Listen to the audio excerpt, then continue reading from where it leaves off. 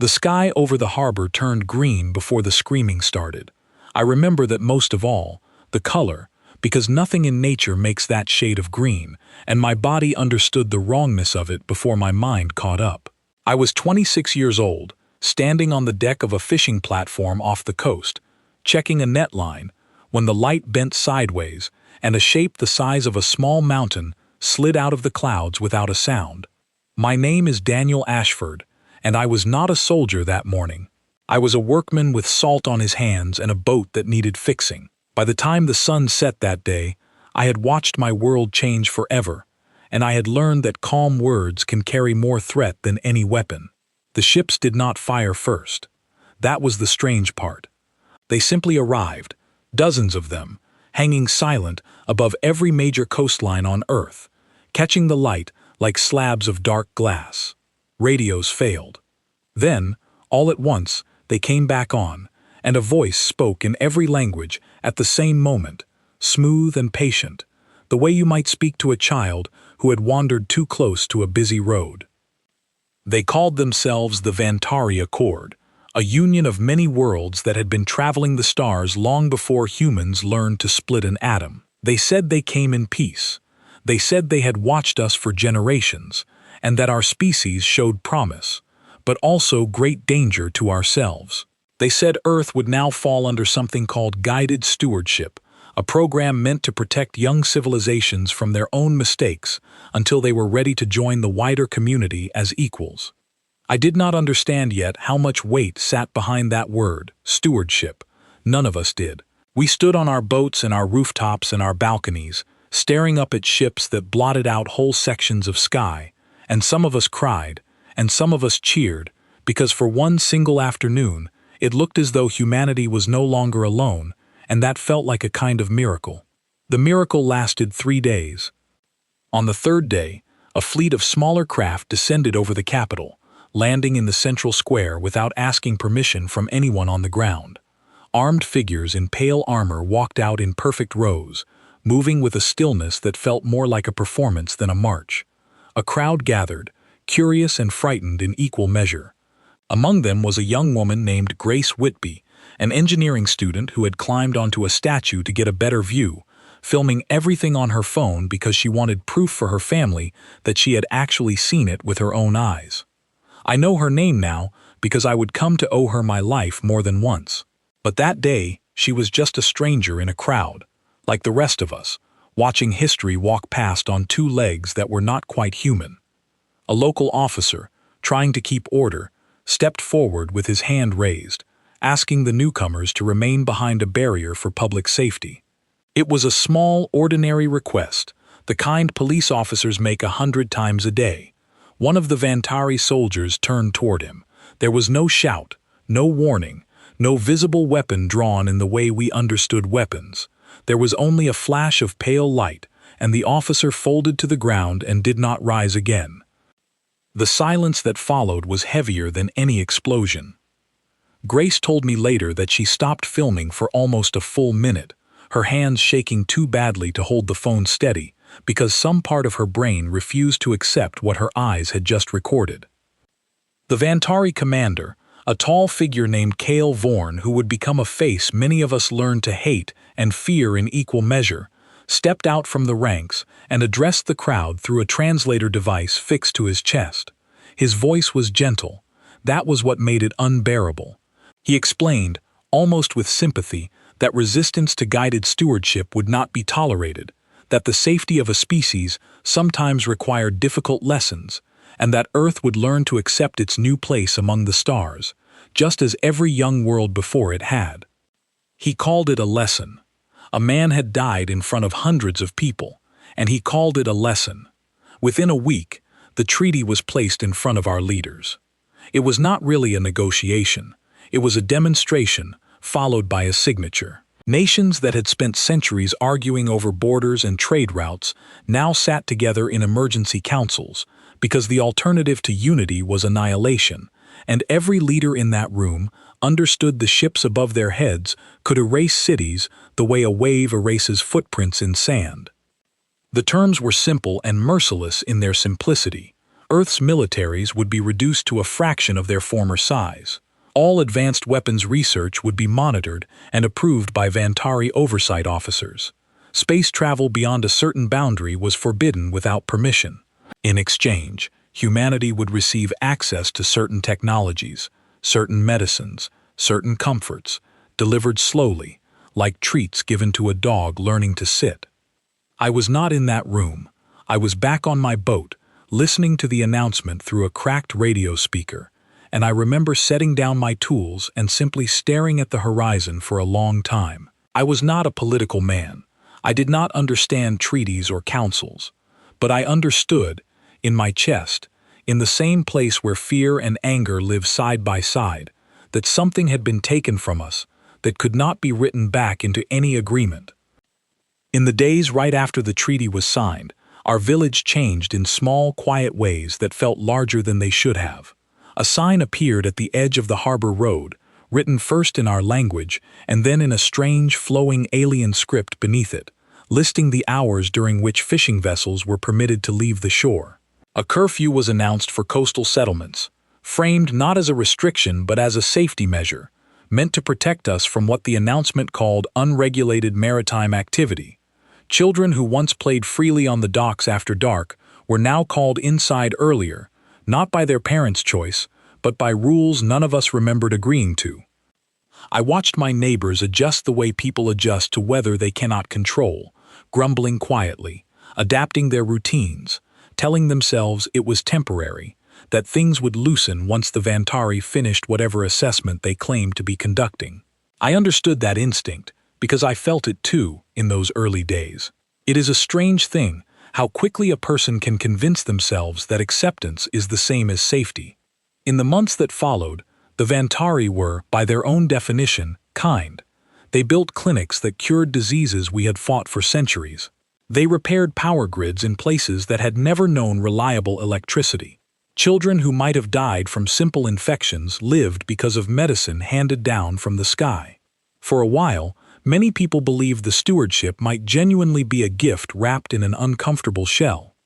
But kindness given without choice is not kindness. It is control wearing a friendly face. I saw it most clearly the day the oversight officers came to our fishing village to inspect what they called unauthorized technology. My uncle Noah Fielding, a stubborn old mechanic who had built half the boats in our harbor with his own hands, had rigged a small engine using a design the Vantari had not approved. It was nothing dangerous. It was barely more powerful than what we already had. But the rules were the rules, and an officer with pale eyes and a translator box on his collar informed Noah, in that same gentle, unbearable tone, that the engine would be confiscated and that further violations would result in what he called a correction of privileges. Noah did not argue. He simply nodded and helped them carry the engine away, and that night he sat on the dock with me and said nothing for almost an hour. Then he looked at me and said something I would carry with me through everything that came after. He said, "They think we are fragile because we bend. They have not yet learned what happens when something that bends stops bending." I did not know then how prophetic those words would become. I only knew that something in me had shifted that night, sitting beside a man who had lost a piece of his own work, to strangers from the stars, watching him stare out at the water with a look I had never seen on his face before. It was not despair, it was patience, the patient anger of someone who has decided to wait. Word traveled slowly in those early years, the way it always does when people are afraid to speak freely. Whispers passed from harbor to harbor, from city to city, carried in coded phrases and careful glances. Somewhere, people were not simply accepting the stewardship.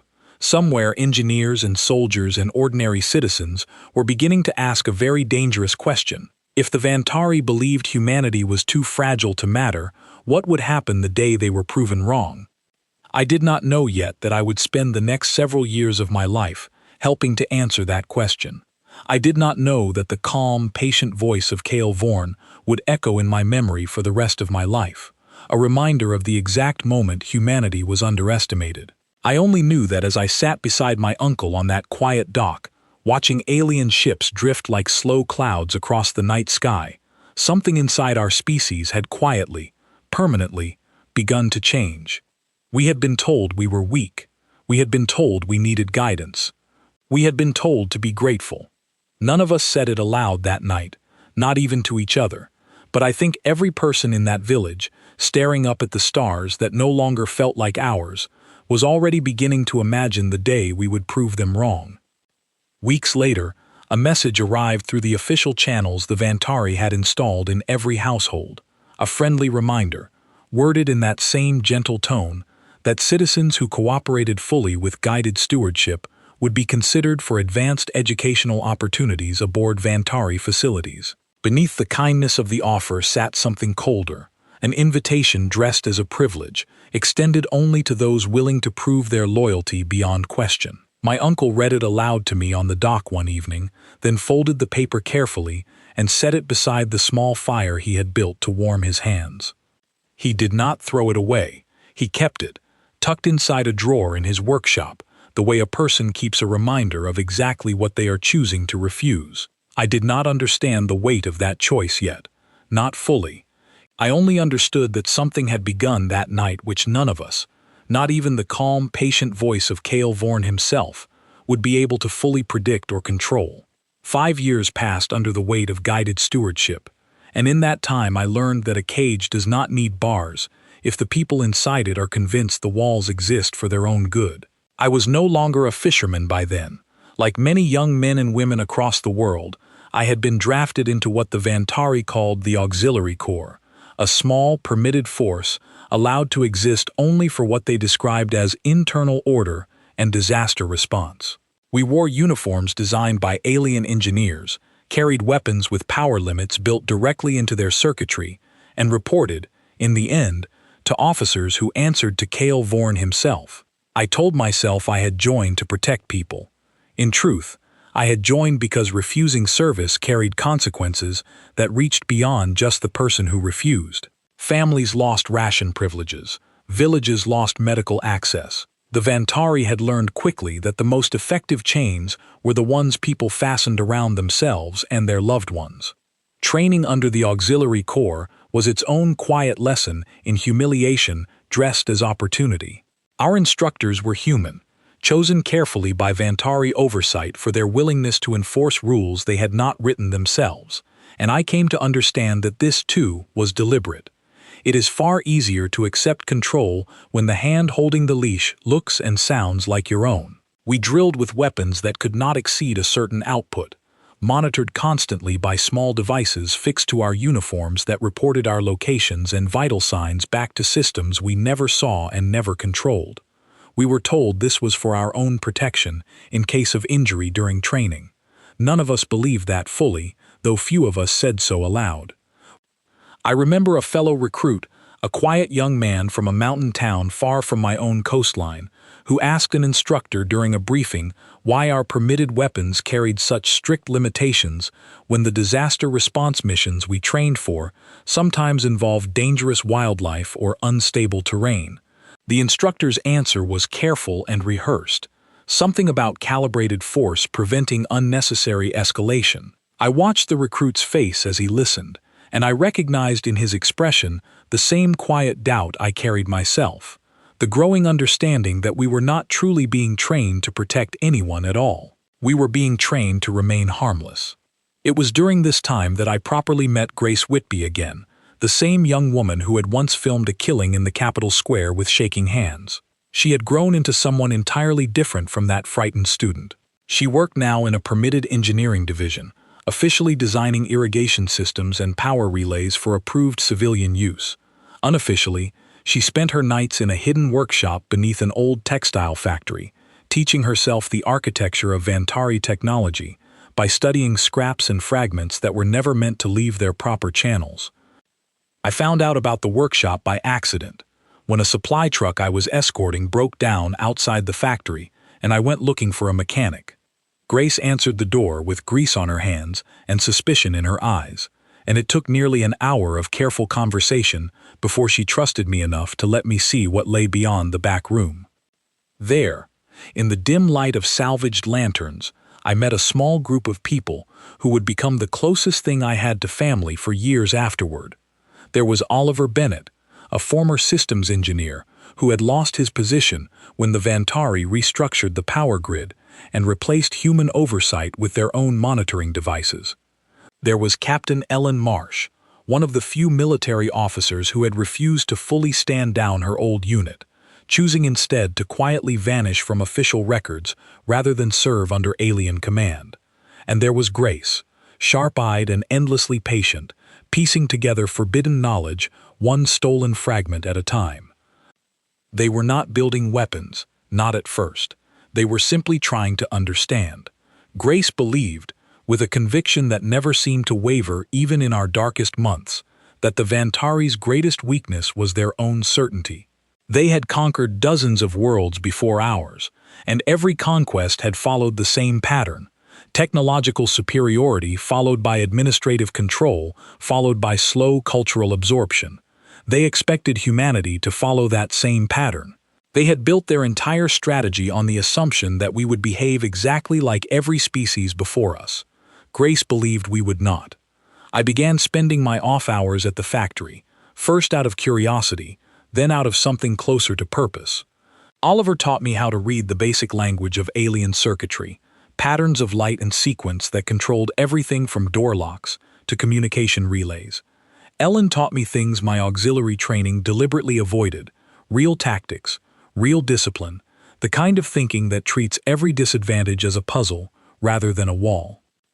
It was slow work and dangerous. Twice in that first year, workshops like ours were discovered elsewhere in the world, and the people inside them simply disappeared from public record, their families told only that they had been relocated for re-education. We understood what that phrase truly meant. We kept working anyway, because the alternative was to accept a future with no end date on our chains. The turning point came on a night I will never forget, nearly 2 years into my time with the group. I had been assigned to escort a shipment of medical supplies to a coastal settlement, a routine task I had performed a dozen times before. On the way back, our convoy was stopped by a Vantari patrol conducting what they called a random compliance review. My Uncle Noah had been riding with the convoy that day, having volunteered to help distribute supplies to villages he still knew by name.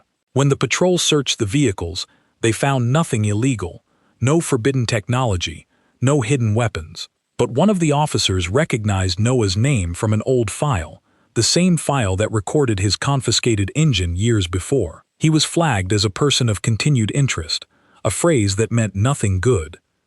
They took him for questioning. I was not permitted to accompany him.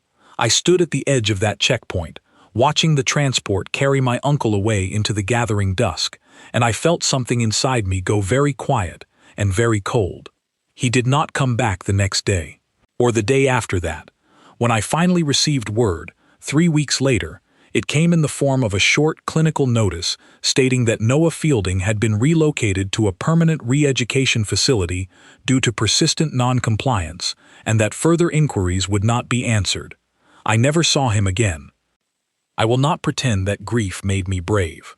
Grief made me useless for a long time, hollow and distant, going through the motions of my auxiliary duties, while my mind stayed fixed on an empty dock, and a man who once told me that things which stop bending eventually break in a way that cannot be undone. It was Grace who eventually pulled me back, not with comfort, because comfort was in short supply for all of us, but with purpose. She sat me down in the workshop one evening and told me plainly that mourning quietly was a luxury none of us could afford, that the only real tribute to the people we had lost was to make sure their loss meant something. That night, she showed me something the group had kept hidden, even from most of its own members, a fragment of a signal Oliver had intercepted from deep beneath the old coastal research stations, facilities that had officially been decommissioned under Vantari orders years earlier. The signal was faint, encrypted, and unmistakably human in its structure. Someone, somewhere, was broadcasting on frequencies that should not have existed anymore. Ellen believed it was a shipyard, not the small permitted maintenance yards the Vantari allowed for civilian transport, but something far larger, built in secret beneath the cover of decommissioned facilities, using knowledge and resources that had been quietly funneled away before the occupation ever fully took hold. She theorized that some among our old military leadership, foreseeing exactly the kind of control the Vantari would eventually impose, had begun preparing an answer long before the ships ever arrived in our skies. I remember staring at that faint signal on the screen, a rhythmic pulse buried beneath layers of noise, and feeling something I had not felt since the day my uncle told me about things that refused to bend. It was hope, but a hard, sharpened kind of hope, the kind that does not ask for comfort, only for direction. There were quieter moments, too, in between the danger and the grief, that I have come to treasure more with each passing year. I remember evenings in the workshop when Oliver would argue cheerfully with Grace over the correct interpretation of a piece of alien circuitry, the two of them sketching diagrams on scraps of paper by lantern light, while Ellen sharpened an old blade in the corner, half listening, half lost in thoughts of her own. Those evenings felt, in a strange way, like the closest thing to normal life I had known since the ships first appeared over the harbor. We were still people, even beneath the weight of everything pressing down on us, and I think that stubborn, ordinary humanity, the jokes, the shared meals, the small comforts we built for each other in secret, was its own quiet form of resistance long before we ever built a single weapon. Over the following months, our small group became part of something much larger than any of us had realized existed. Coded messages passed between workshops like ours, across every continent, carried by couriers who memorized routes rather than writing them down, exchanged in marketplaces and repair shops and quiet corners of otherwise ordinary lives.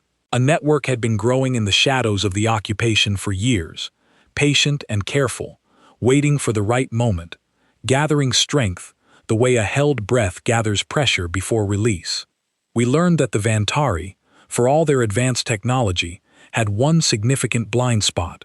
Their strategies were built on data gathered from dozens of previous conquests, civilizations that had, in the end, submitted to overwhelming force because resistance had always proven statistically hopeless. Their models did not account for a species stubborn enough to keep fighting, even when the odds insisted they should not. They did not account for engineers like Grace, who could take fragments of alien machinery, never meant for human hands, and adapt them into something new. They did not account for soldiers like Ellen, trained in tactics that did not rely on matching an enemy's strength directly, but on exploiting the gaps that strength always leaves behind. They did not account for people like Oliver, who understood that even the most advanced systems eventually rely on code, and code can always be questioned by a mind patient enough to look for its seams. And they certainly did not account for grief transforming into purpose in the hearts of ordinary people who had once simply wanted to live quiet lives on quiet boats. By the end of that year, our workshop was no longer simply studying alien technology out of curiosity. We were building something. Small components at first, communication devices that could not be traced by Vantari monitoring, then simple defensive tools, then, eventually, designs for something larger, something Ellen refused to name aloud even in our most secure meetings, as though saying the word might summon attention we were not yet ready to survive. I asked her once what she believed we were truly building toward. She looked at me for a long moment, the way a person looks at someone they are about to trust with something heavy, and told me that every occupation in history eventually reaches a breaking point, a moment when the people beneath it decide that the risk of fighting back has finally become smaller than the pain of continuing to kneel. She believed humanity was approaching that moment faster than the Vantari could possibly imagine, precisely because they had spent so many years mistaking our patience for surrender. I did not fully understand the scale of what was coming, not yet. None of us at that small factory workshop truly grasped how far the preparations had already spread, how many hidden shipyards pulsed quietly beneath decommissioned facilities across the globe, how many engineers and soldiers and ordinary citizens had spent years turning grief and anger into something precise and deliberate. But I remember the night Grace finally showed me the full decoded message hidden within that signal from beneath the coastal station, a short, simple string of words, meant only for those who had proven their loyalty through years of quiet, dangerous work. The message read, "The ember still burns, hold until the signal turns." I did not know exactly what that signal would be, or when it would come. But standing in that dim workshop, surrounded by people who had risked everything to keep a quiet resistance alive beneath the watchful eyes of an occupying power that still believed us fragile, I understood, with absolute certainty, that the ember Grace spoke of was no longer a small thing. It was spreading, and soon it would not be quiet any longer.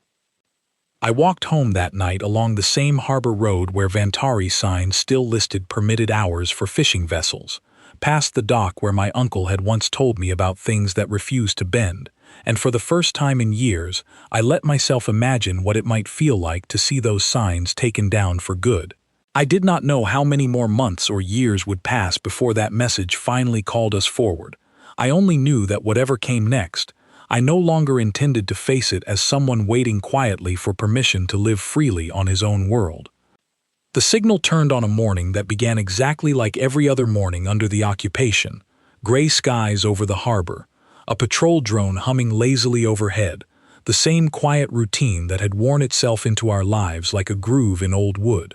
I was repairing a relay panel at the auxiliary station when Oliver's voice crackled through a device hidden in the lining of my jacket, a small earpiece disguised as a hearing aid, the kind of thing Grace had built dozens of for our network over the years.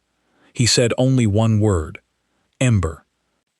I dropped my tools and walked out of that station as calmly as I could manage, my heart pounding so hard I was certain the sound alone would give me away. By the time I reached the factory, Ellen already had the old workshop lit, with every screen and salvaged monitor we owned, each one showing fragments of information pouring in from across the globe. Coordinated strikes were beginning in dozens of locations at once, precisely timed, precisely planned, the culmination of years of patient, hidden work finally released all at once. I want to be clear about something, because it matters more than anything else I can tell you about that day. This was not a single dramatic battle fought by a handful of heroes.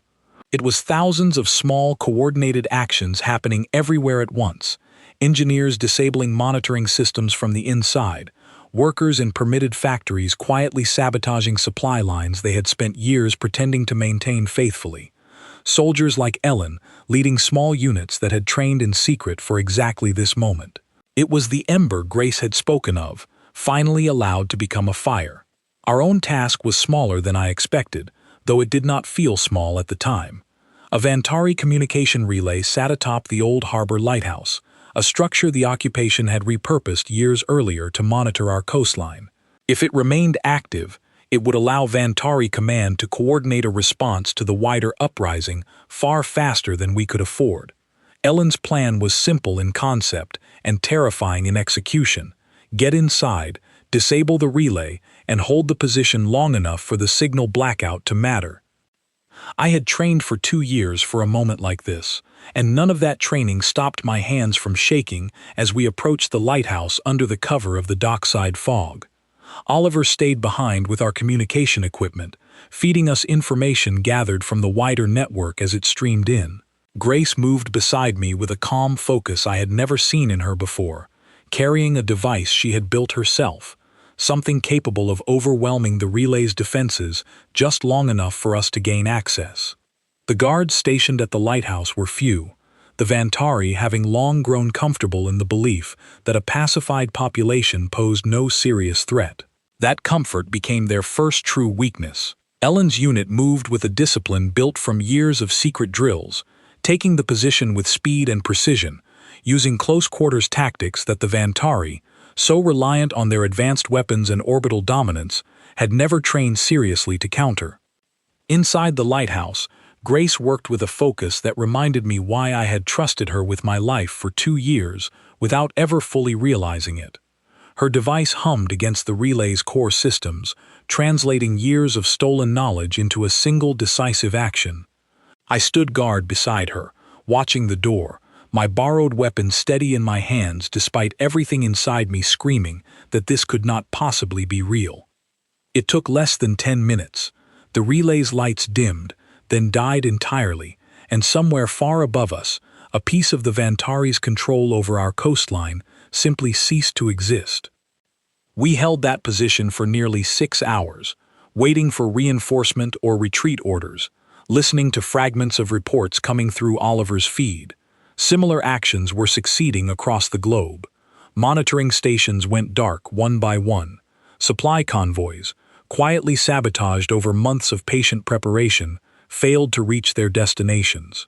In several major cities, permitted auxiliary units, like the one I had once served in, turned their weapons not against their own people, but against the officers who had commanded them for years, revealing that the loyalty the Vantari believed they had cultivated had only ever been a careful performance.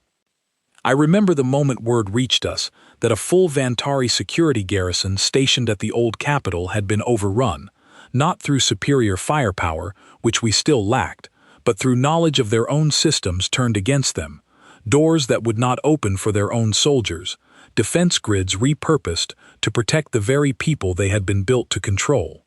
It was Grace's philosophy proven true in the harshest possible way. The Vantari had spent their entire history conquering worlds that fought them with strength alone. They had never truly prepared for a species that learned to fight with patience, adaptability, and the quiet, stubborn refusal to stay beaten. Oliver's feed brought us fragments from places I had never visited, but somehow felt connected to in that moment. A mountain city where engineers disguised as maintenance workers had spent 2 years quietly rerouting a Vantari power distribution hub, now turning it against the very garrison it once served. A river town where fishing crews, much like the one I had grown up among, used their small permitted vessels to block a canal the Vantari relied upon for rapid deployment, buying precious hours for resistance cells further inland.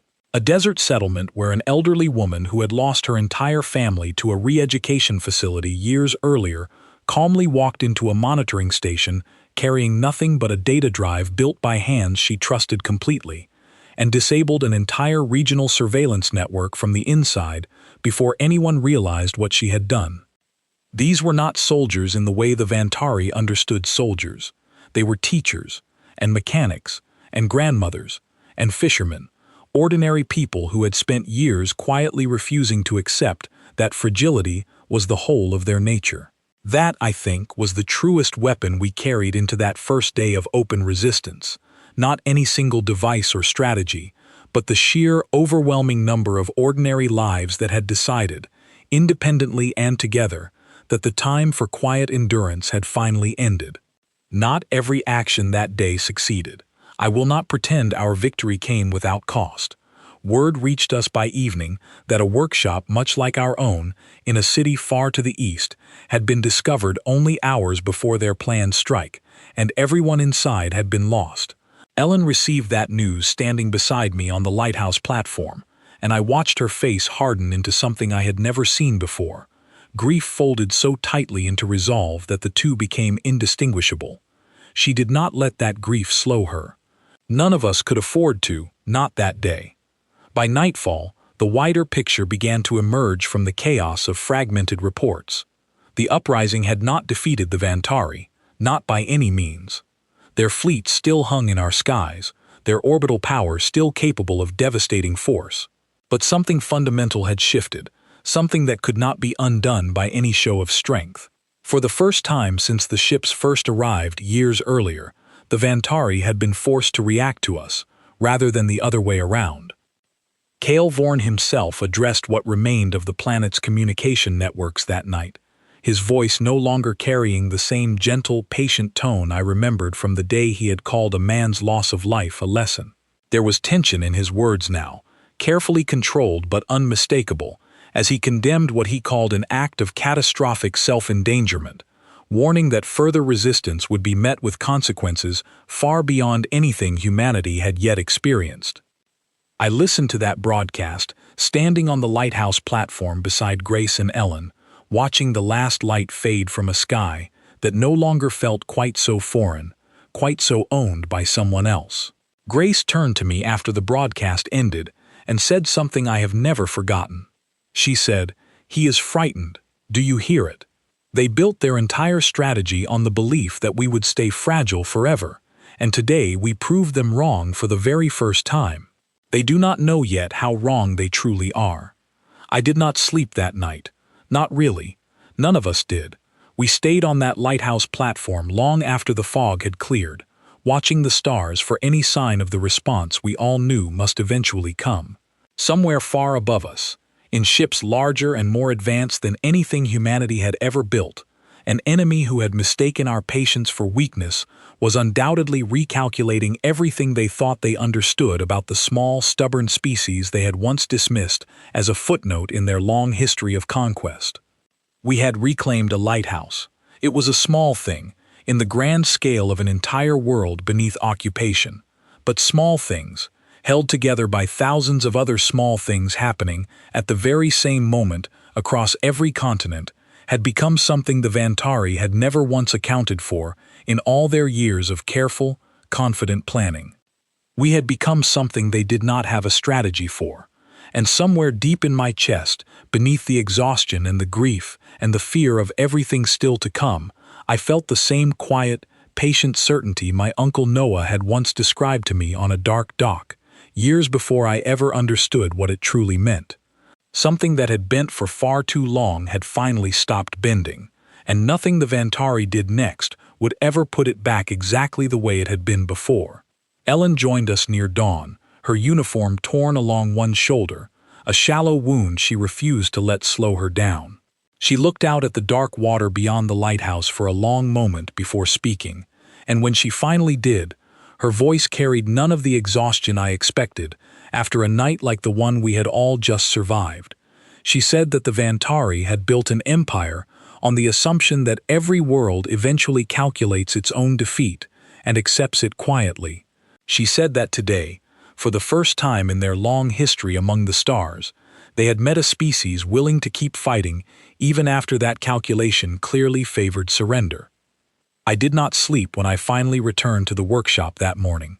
I sat instead with Grace, watching the sun rise over a coastline that no longer felt entirely occupied, and I thought of my uncle and of the man in the Capitol Square who had died years earlier for the crime of asking strangers from the stars to respect a simple barrier. I hoped, in that quiet, exhausted moment, that somewhere beyond whatever fate had befallen him, he understood that his loss had not been forgotten, and that the ember it helped to light had finally, truly, begun to burn. The retaliation came 11 days later, and it came the way we all feared it would, from above, without warning, without mercy. I was asleep in the underground shelter beneath the old textile factory when the ground shook for the first time in my life from something other than nature. Grace was already awake, monitoring the feeds, her face pale in the dim light of the workshop screens. She said one word before I even had time to ask: bombardment. The Vantari had chosen to answer our uprising not with the careful, targeted precision they had used in the early years of occupation, but with something far closer to punishment. Orbital strikes fell across several major cities within hours of each other, aimed, according to the fragments of information we managed to gather, at locations identified as centers of resistance activity. Entire districts were reduced to rubble. Communication towers, power stations, anything the Vantari believed connected to the wider uprising became a target. I will not describe everything we learned in the days that followed, because some losses are too heavy to carry into words meant for others to hear casually. I will only say that Ellen lost contact with 3 separate cells of her old military network within the first 48 hours, and that the silence where their reports should have been said more than any casualty report ever could. For a brief, terrible period, it seemed as though the uprising might be crushed as quickly and completely as it had begun. I remember sitting in that workshop, watching Oliver's hands shake as he tried to re-establish contact with stations that had gone permanently quiet, and feeling a despair I had not allowed myself to feel since the day my uncle disappeared into a transport vehicle years earlier. I spent much of that second day helping carry the wounded into the underground shelter, people who had walked for hours through streets still smoldering from the bombardment, carrying children, carrying elders, carrying whatever small possessions they had managed to save. A young mother named Lucy Marlowe arrived near midday, cradling an infant son and leading a daughter who could not have been older than 6, and I remember the girl's eyes most of all, wide and silent, no longer capable of crying because she had already cried more than a child that age should ever have to. I gave them what little food and water I had, and Lucy thanked me in a voice worn thin by exhaustion, then asked, quietly, whether the fighting had been worth it. I did not have an answer for her that day. I only had the memory of my uncle's voice, and the ember Grace once described, and the terrible hope that somewhere beyond the smoke and the silence, all of this suffering was building towards something that would someday make her question unnecessary to ask again. It was Grace who refused to let that despair take hold of the room. She stood in the center of the workshop, surrounded by the weight of everything we had just lost, and reminded us of something she had believed from the very beginning. The Vantari's overwhelming response was not a sign of their strength. It was a sign of their fear. A truly confident power does not answer resistance with total devastation. It answers with patience, because patience is the privilege of those who believe they cannot lose. The Vantari had abandoned patience the moment we proved we could hurt them, and that, she insisted, told us everything we needed to know about how close to breaking their confidence truly was. She was right, though it would take the darkest days of the entire war to fully prove it. What the Vantari did not know, what even most of our own network had not fully understood until that moment, was the true scale of what had been building beneath the surface of Earth for years before their ships had even first arrived. Ellen finally revealed, in a meeting held deep beneath the ruins of a nearby city, information she had been carrying since long before I had ever met her, knowledge passed down through the last remnants of old military command structures that had gone into hiding rather than surrender at the very start of the occupation. Beneath decommissioned facilities across the globe, using technology and resources quietly protected from Vantari oversight since the earliest days of the treaty, a fleet had been built. Not a large fleet by Vantari standards, not something capable of matching their orbital dominance ship for ship, but a fleet built entirely around the same philosophy that had carried our small resistance cell through years of impossible odds: adaptability over raw strength, precision over scale, the willingness to use every disadvantage as a tool rather than an obstacle. The fleet had a name, whispered among its builders with the same quiet reverence Grace had once used to describe the ember that refused to die. They called it the Horizon Fleet, a name chosen not for grandeur, but for the simple, stubborn promise it represented, that no matter how dark the occupation became, humanity intended to see a horizon beyond it. The order to launch came 3 weeks after the bombardment began, once enough of the wider resistance network had regrouped and coordinated across the scattered remnants of our shattered communication grid. I was given a place aboard one of the smaller support vessels, alongside Grace, who had spent years studying Vantari technology closely enough to help adapt captured systems into something our own ships could use against them. Velen introduced us, in that same deep meeting beneath the ruined city, to the woman who had overseen the Horizon Fleet's construction from its very earliest days, a former shipbuilder named Margaret Osei, who had spent over a decade living a careful double life, publicly retired from any technical work, while secretly coordinating one of the largest hidden engineering projects in human history. She was older than most of us in that room, her hair gray, her hands steady despite everything resting on her shoulders, and when she spoke of the fleet, she spoke of it the way a parent speaks of a child raised through impossible circumstances, with equal parts pride and quiet fear for what still lay ahead. Margaret explained that the fleet had been built using knowledge deliberately withheld from the treaty negotiations years earlier, technology and resources quietly protected by military planners who had never trusted the Vantari's promises even in the earliest, most hopeful days of first contact. Facilities officially listed as decommissioned research stations had instead become the foundation for shipyards buried deep beneath rock and reinforced concrete, shielded from Vantari sensors by systems Oliver himself had helped refine in the years since joining our small resistance cell. It was, Margaret said, the largest secret ever kept by a civilization still young enough to be considered new to the wider galaxy, and she credited its survival not to any single genius design, but to the same quiet, stubborn discipline that had carried our small workshop through years of impossible odds. I will never forget the sight of that fleet gathering in the darkness above our ravaged coastline, ships built in secret over more than a decade, some sleek and precise, others rougher, built from whatever salvage and ingenuity could provide, all of them united by the same desperate, determined purpose. It was not the largest fleet the galaxy had ever seen, but it was ours, built entirely without the permission of the power that had spent years insisting we were too fragile to ever deserve such a thing. The battle that followed has since been recorded and studied and remembered by names far grander than anything I could offer here. I only know what I witnessed from the deck of a support vessel, watching Vantari warships, larger and more advanced than anything we had ever built, moving with the confident precision of a power that still, even then, did not fully believe we could truly threaten them. That confidence became their greatest vulnerability.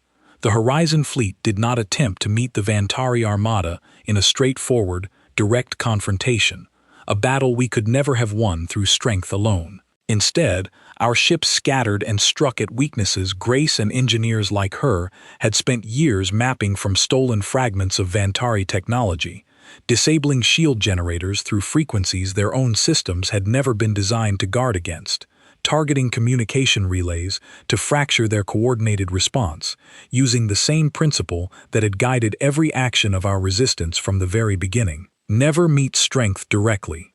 Always find the seam. From the deck of our support vessel, I watched a formation of small human fighters, piloted by men and women who had trained for this exact moment in secret simulators, built from salvaged Vantari flight data, weave between the defensive fire of a much larger warship, striking precisely at the seams between its armored plating where Grace's research had identified weaknesses in the shield harmonics years earlier.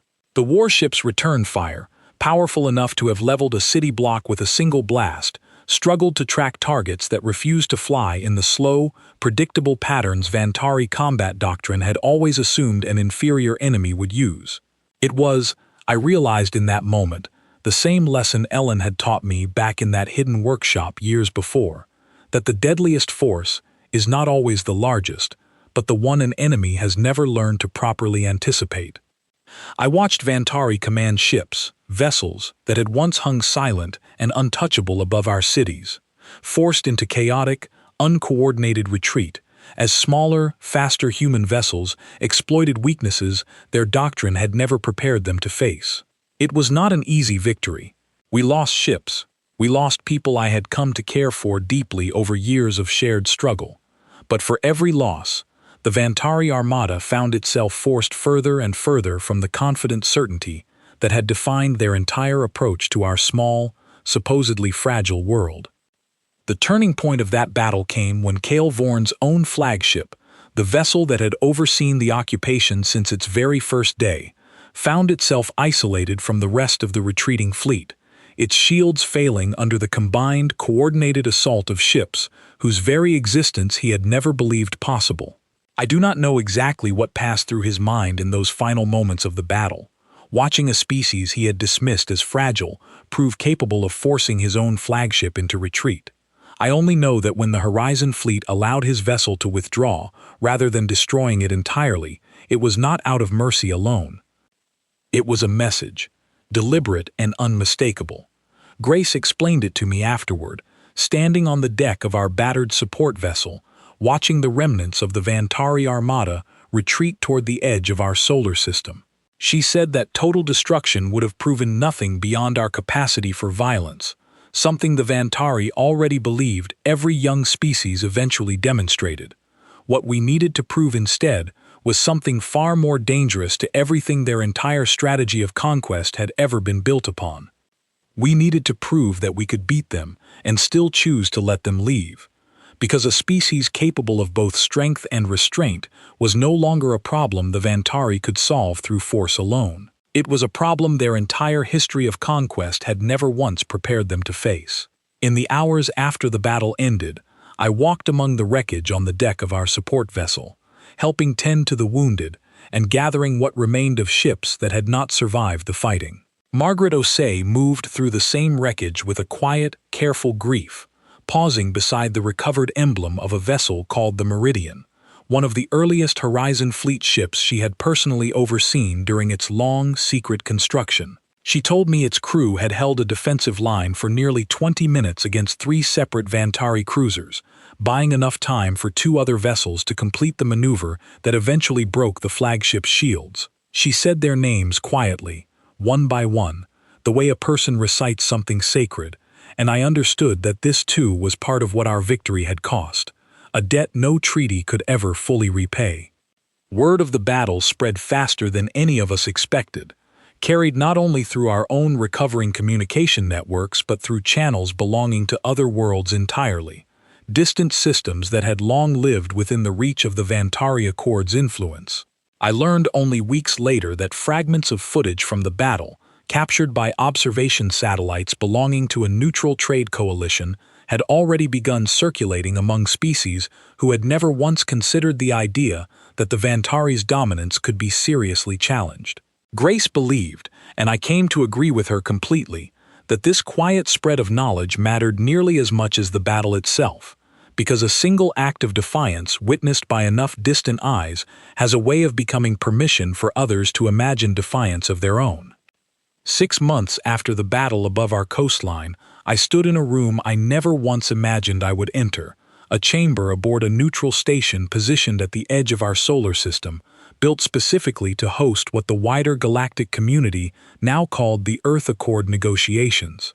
I was there not as a soldier, though I had spent most of the preceding years wearing that role, but as one of several representatives chosen to speak on behalf of the resistance that had carried humanity from occupation to something resembling freedom. Grace sat beside me, no longer the frightened student filming a killing with shaking hands, no longer even entirely the quiet engineer I had first met beneath an old textile factory. Years of impossible work had shaped her into something the Vantari, and indeed much of the wider galaxy, had never expected to encounter, a mind capable of turning every disadvantage into an eventual advantage, patient and precise even in the face of overwhelming power. Ellen sat across the table from us, representing the remnants of Earth's old military structure, now rebuilding itself openly for the very first time in over a decade. Oliver remained behind on Earth, overseeing the slow, careful restoration of systems the Vantari occupation had once controlled entirely, converting alien infrastructure into something that finally served the people living beneath it, rather than the power that had imposed it upon them. Cale Vorn was present as well, seated among a delegation that looked considerably smaller and considerably less confident than the one that had first arrived above our harbor all those years earlier. I studied his face carefully during those long negotiations, searching for any trace of the calm, unbearable patience he had once used to describe a man's loss of life as a simple lesson. I did not find it. What I found instead was something closer to caution, the wary respect of a power that had learned, at great cost, that its own assumptions about a supposedly fragile young species had very nearly cost it everything. The Vantari delegation arrived at the station 3 days after we did, and I watched from a viewing window as their shuttle docked, far smaller and far less imposing than the vessels that had once darkened our skies with their sheer size. A representative from a neutral galactic observer group, a quiet, careful being named Thessa Rill, who had no stake in either side's history, opened the proceedings with a reminder that any agreement reached in that chamber would be recorded and shared across dozens of systems watching closely to see how the encounter unfolded. That knowledge alone changed the tone of everything that followed. The Vantari were no longer negotiating only with a species they had once dismissed as fragile.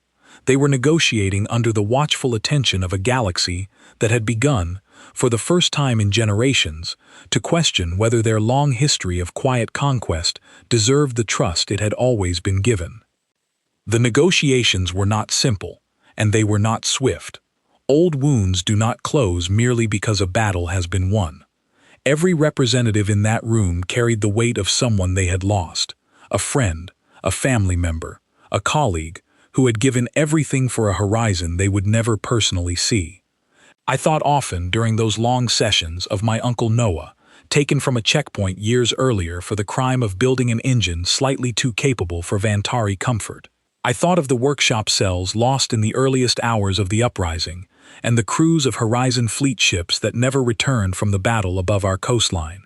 Every clause negotiated into that final treaty felt, to me, like a small tribute to each of them. On the final evening before the treaty was formally signed, I found myself alone in a corridor of the station, staring out at the slow turn of Earth beneath us, when Cale Vorn approached and stood beside me without a word for several long moments. I had not expected to ever speak with him directly, and I felt every old memory rise at once. The calm voice describing a man's death as a lesson, the officer confiscating my uncle's engine, the years of quiet, patient control disguised as care. When he finally spoke, his voice carried none of the smooth certainty I remembered from that day in the Capitol Square years earlier. He said that his people had studied dozens of worlds before ours, and that every one of them had eventually taught them the same lesson, that resistance, without sufficient strength, was simply delay before an inevitable outcome. He admitted, plainly, that Earth was the first world in his own long career to prove that assumption entirely wrong. I asked him, carefully, whether he now understood what his people had truly underestimated in us. He was quiet for a long time before answering. He said he believed they had mistaken our willingness to endure hardship for an inability to resist it, when in truth, the two had never been the same thing at all. I did not offer him forgiveness that evening, because that was not mine to give on behalf of everyone we had lost. But I told him, honestly, that I hoped his people would carry that lesson to every future world they encountered, so that fewer among the stars would ever have to pay the price ours had paid to teach it. In the end, the terms reached were nothing like the treaty forced upon our leaders all those years before. Earth would remain sovereign, free to develop its own technology, its own military, its own future, without the quiet, patient chains of guided stewardship ever again disguised as kindness. The Vantari Accord, shaken by an uprising they had never believed possible, agreed to formal diplomatic relations between equals, a phrase that felt almost impossible to fully believe, even as I watched it written into the final document. Perhaps the most significant outcome of those negotiations was something none of us had fully anticipated when the uprising first began. Word of Earth's rebellion had not stayed contained to our own small corner of the galaxy. Other worlds, other species who had lived beneath the quiet, patient control of the Vantari Accord for generations had watched our uprising unfold through channels the occupation had never fully managed to silence. In the months following our victory, quiet messages began arriving through diplomatic channels from worlds we had never even known existed, cautious inquiries from species who had long since given up believing resistance to the Vantari Accord was possible. Grace was the one who first proposed what would eventually become one of the defining choices of Earth's new place among the stars. Rather than simply securing our own freedom and turning inward, she argued that humanity's experience, hard-won through years of patient resistance and eventual open rebellion, held real value for other worlds still living beneath similar quiet chains. She believed Earth had a responsibility, not to conquer or dominate as the Vantari once had, but to offer knowledge, solidarity, and support to any world willing to reach for its own horizon. The first world to formally answer our open invitation arrived barely a year later, a small delegation from a distant system whose people had lived beneath Vantari oversight for nearly 3 generations longer than we had. Their lead representative, a soft-spoken elder who introduced herself simply as Vesa, told us through careful translation that her people had long believed their own patience was a permanent condition, something woven so deeply into who they were that no version of resistance could ever be imagined. Watching Earth's uprising unfold across the quiet channels the occupation had never fully managed to silence had changed that belief for the first time in longer than any of her people could remember. We did not offer Vesa's people weapons, though some among our own military argued we should. Grace insisted, and the rest of us eventually agreed, that what mattered most was not arming other worlds for open conflict, but sharing the patient, careful philosophy that had carried our own resistance from despair to victory, the understanding that strength does not always announce itself loudly, and that a people who refuse to fully bend will eventually find the moment when bending is no longer required of them at all. It was not a decision reached easily.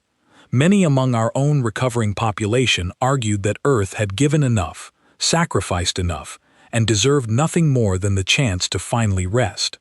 I understood that argument deeply, having lost people I loved to a war none of us had asked for. But I also understood, standing in that negotiation chamber, and later in the long months of rebuilding that followed, that the quiet ember Grace once described to me in a hidden factory workshop had never truly been about Earth alone. It had always been about proving that fragility was never the true nature of any species pushed into a corner by those who underestimated them. In the years that followed, Earth quietly became something the wider galaxy had not anticipated when those first ships arrived above our coastline so long ago. Not a conqueror, not an empire built on the same patient cruelty the Vantari Accord had once practiced, but something closer to a symbol, a reminder to every world still living beneath quiet, unwanted stewardship, that the assumptions of the powerful are not always as accurate as they believe them to be.